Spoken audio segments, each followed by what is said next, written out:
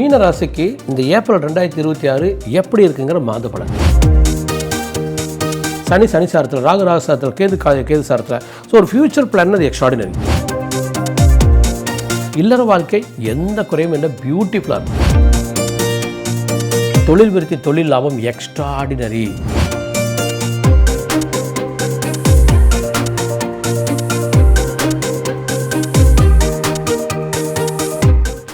வணக்கம் நண்பர்களே, நான் உங்கள் ராதர் பண்டிட்.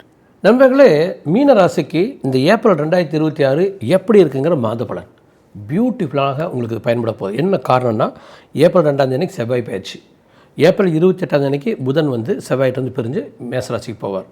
அப்போது ஏப்ரல் 2 ஏப்ரல் 30 புதன் மேசராசிக்கு போவார். இந்த ஆல்மோஸ்ட் இந்த ஏப்ரல் மாதம் முழுவதும் ஃபஸ்ட்டு 2 வாரத்தில் சூரியன் செவ்வாய், அப்புறம் சனி சேர்க்கை. அந்த 2 வாரத்துக்கு பின்னால் செவ்வாய் புதன் சனி சேர்க்கை. இந்த 3 கிரகம் நம்ம ராசியிலே இருக்க போகிறோம். நம்ம உடம்பு ராசினா உடம்பு மனசு, இந்த உடம்பு மனசு மேலே செவ்வாய் சனி சூரியன் அல்லது செவ்வாய் சனி புதன் இருக்க போகிறோம் இந்த மாதம் முழுதும். நல்லதில்லை. ஆனால் அதே டைமில் we can able to travel on. Uthirattathi நட்சத்திரக்கான பாதிப்பு கொஞ்சம் கம்மி.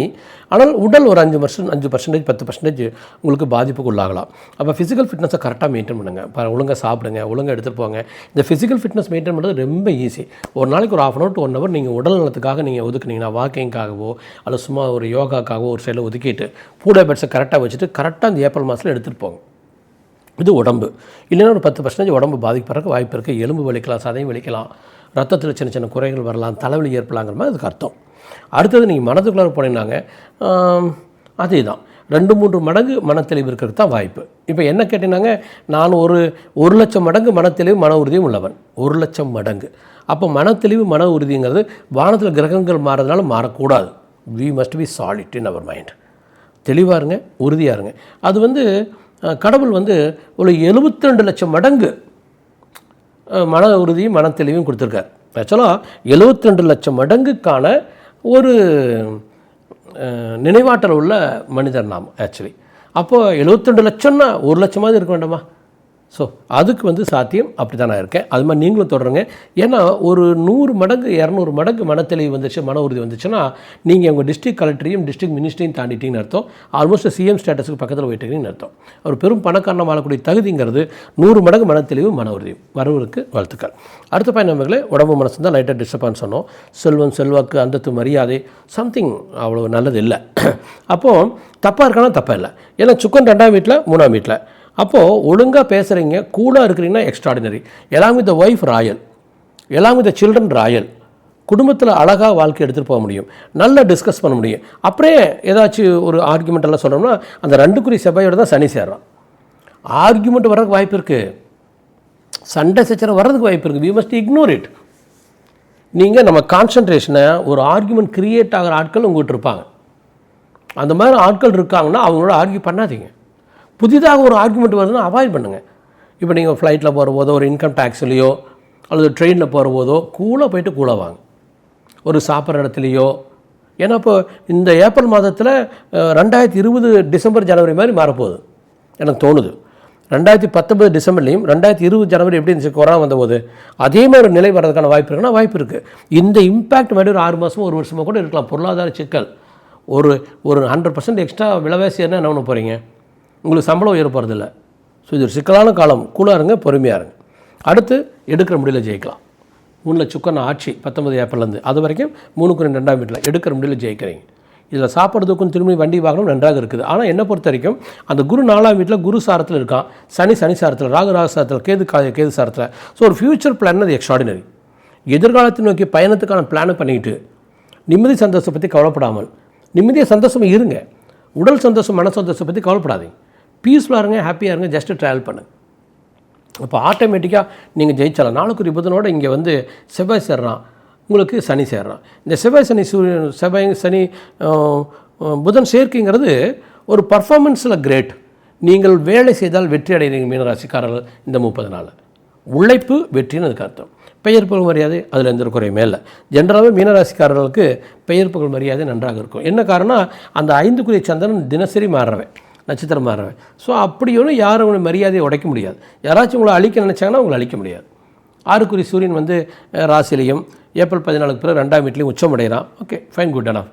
அதாவது போட்டி பொறாமை பிரச்சனைகளை அண்டர் கண்ட்ரோல் வச்சுக்கலாம், ஓரளவுக்கு போட்டியில் ஜெயிக்கலாம், ஆனால் ரிஸ்க் எடுக்க வேண்டாம். நம்மளே இந்த என்னோடய யூடியூப் சேனலை சப்ஸ்கிரைப் பண்ணிட்டு பெல் பட்டனை கிளிக் பண்ணிவிட்டு நோட்டிஃபிகேஷன் போய் ஆல் நோட்டிஃபிகேஷன் கொடுங்க. எதனால் சொல்கிறேன்னா, நம்மளே உங்களுக்கு ஜோதிடத்தில் நம்பிக்கை இருக்குதுன்னா, நான் தெளிவான ஜோதிடன், எனக்கு ஜோதிட சாஸ்திரம் ஓரளவுக்கு தெரியும். ஜோதிடத்தில் நான் ஒரு 10% கிட்ட வந்திருக்கலாம். ஜோசியத்தில் இன்னும் எனக்கு தெரிய வேண்டியது பல மடங்கு இருக்குது, குட்டி ஜோசியாக இருந்தால். ஆனால் அதில் எனக்கு மன தெளிவு இருக்குது. ஜோதிடத்தில் நான் கற்றுக்கிட்டது நல்லா தெளிவாக கற்றுருக்கேன். அதனால் என்னால் உங்களுக்கு ஜோதிடத்தை புரிய வைக்க முடியும், ஜோதிடம் மூலமாக உங்களை வழிகாட்ட முடியும். இது ஒரு சைடில். இன்னொரு சைடில் நீங்கள் என்னோட ட்ராவல் பண்ணல கிடைக்கிற ப்ளஸ் பாயிண்ட்டு, சித்தாந்தங்களை உங்களுக்கு புரிகிற மாதிரி சொல்லுவேன். முருகன்கிட்ட போய் கேட்க வேண்டியது முருகன்கிட்ட தான் கேட்கணும், பிள்ளையாட்டை போய் கேட்கறது பிள்ளையாட்டை கேட்கணும், மாற்றி கேட்டு பிரயோஜனம் இல்லை. ஸோ அந்த தெய்வ வழிபாட்டு முறையில் என்னால் உங்களை வழிகாட்ட முடியும். சித்தாந்தம் அடுத்து மனோதத்துவம் நம்ம வேறு லெவல். ஆக என்னோட ட்ராவல் பண்ணினாங்க, வருடத்துக்கு 4-5 மடங்கு ஜெயிக்கிறதுக்கு வாய்ப்பு இருக்குது. ஃபைன். நம்மள இப்போ அடுத்த பாயிண்ட்டில் போகிறோம். இல்லற வாழ்க்கை எந்த குறையும் இல்லை, பியூட்டிஃபுல்லாக இருக்கும். திருமண வாழ்க்கை மீனராசிக்கும் கன்னிராசிக்கும் எக்ஸ்ட்ராடினரி. என்ன காரணம்னா, மீனராசிக்கு 8க்கு அதிபதி 8ஆம் வீட்டையே பார்க்குறான், 3க்கு அதிபதி 3ஆம் வீட்டிலே இருக்கான். அது வந்து தனிப்பட்ட வாழ்க்கை, திருமண வாழ்க்கை, நண்பர்கள், இது சம்மந்தப்பட்டது. அப்போ நண்பர்களுடைய மனைவியோடையும் அழகாக போகிறீங்க. கன்னிராசி பொறுத்த வரைக்கும் அது 2க்குரியவன் 2ஆம் வீட்டையே பார்க்குறான், 9க்குரிய 9லே ஆட்சி. அவங்களுக்கும் திருமணம், குழந்தைகள், குடும்பங்கிறது எக்ஸ்ட்ராடினரி. இந்த 2 ராசிக்கும் சுக்கிரன் நிலை வந்து பியூட்டிஃபுல்லாக இருக்கான். அப்போ மீனராசிக்கு குடும்ப விருத்தி ஆகட்டும், திருமண வாழ்க்கையாகட்டும், குழந்தைகளோட மனைவியோட ஆகட்டும், நண்பர்களோட ஆகட்டும், பிஸ்னஸ் பார்ட்னர்ஸோட அருமையாக இருக்குது. ஆனால் 7க்குரிய புதனோட உங்களுக்கு செவ்வாய் சேரங்கிற பொழுது சம்டைம் தேவையில்லாத ஆர்குமெண்ட்ஸ் வரக்கு வாய்ப்பு இருக்குது. ஆர்குமெண்ட்ஸ் வரும்போது கப்புன்னு போயிடுங்க. என்னை பொறுத்த வரைக்கும் நம்ம புத்திசாலின்னா இன்னொருத்தரை புத்திசாலி ஆக்குவதல்ல புத்திசாலித்தனம், நம்மளுடைய புத்திசாலித்தனத்தை அதிகப்படுத்திக்கணும். உங்கள் மனைவியோ, உங்களுடைய கணவனோ, உங்களுடைய நண்பர்களோ உங்களை வந்து கிராக் பண்ணுறாங்க அப்படின்னா கவலை இல்லாமல் கடந்து போங்க. அவங்க ஒரு தவறை சொல்லிவிட்டு சரின்னு சொன்னாங்கன்னா, ஆமாப்பா சரிதான் நீ சொல்கிறது, கையை குலுக்கிட்டு போயிட்டே இருக்கும். உங்களுடைய இலக்கு நோக்கிய பயணத்துக்கு தான் இந்த வீடியோ. வெற்றியடைகிற வழியை பாருங்கள். இங்கே யார் ஜீனியஸுங்கிறது குடும்பத்தில் இருக்கக்கூடாது. நம்ம குடும்பத்தில் வழக்காடு மன்றம் நடத்தக்கூடாது. நான் நல்லவனா, நீ நல்லவளா, நீ சொல்கிறதா சரி, நான் சொல்கிறதா சரி, நான் தான் புத்திசாலி, நீ தான் புத்திசாலிங்கிற ஆர்கியூமெண்ட்ஸே இருக்கக்கூடாது. அன்பு தான் பாசையாக இருக்க வேண்டும். அன்பாக பழகிட்டு போயிடணும். அப்போ இல்லற வாழ்க்கை நன்றாக இருக்குது, கூட்டாளி நல்லாயிருக்கும். அடுத்து ஆயுசு கட்டி அது அப்படியே அழகாக தொடருது. அறிவு திறமை, புத்திசாலித்தனம், அதில் எந்த கவலையுமே இல்லை.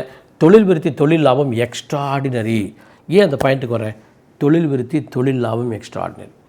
தொழில்ஸ்தான குரு தன் சொந்த வீட்டை பார்க்கறனால குருமங்கள யோகம் உங்களுக்கு 1, 5, 9 இந்த 3 கிரகங்கள் தான் யோக கிரகங்கள். மீனராசிக்கு 1ஆம் வீட்டுக்கு குரு 4ஆம் வீட்டில் அவன் தொழில்ஸ்தானத்தை தன் சொந்த வீட்டை பார்க்குறான். அவனை 9ஆம் வீட்டுக்கு செவ்வாய் பார்க்க திரிகோண வித்தி யோகம். நினைக்கிறது நடக்குன்னு அர்த்தம். அப்போ உங்கள் தொழிலில் நீங்கள் நினைக்கிறது நடக்கும். தொழில் லாபத்தை அடையலாம், சுபவிருத்தி அடையலாம். புது கடன், புதுசாக நண்பர்கள், புது வாழ்க்கை, பழைய கடனை அடைக்கிறது, பழைய பிரச்சனைலேருந்து வெளியே வர்றது, ஒரு சுபமான வாழ்க்கை விருத்தி நோக்கிய பயணம் உங்களுக்கு மீனராசிக்கு இருக்குது. இந்த பலன் உங்களுக்கு ஒரு 80% ஜனங்களுக்கு பொருந்தும்.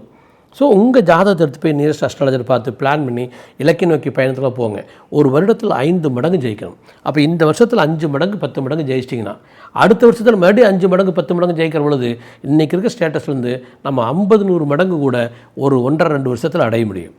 அதுக்கு நமக்கு பெர்த் ஜாதகமும் பயன்படும், இதனுடைய வழிகாட்டுதல் உங்களுக்கு பயன்படும். we can plan and reach a great target.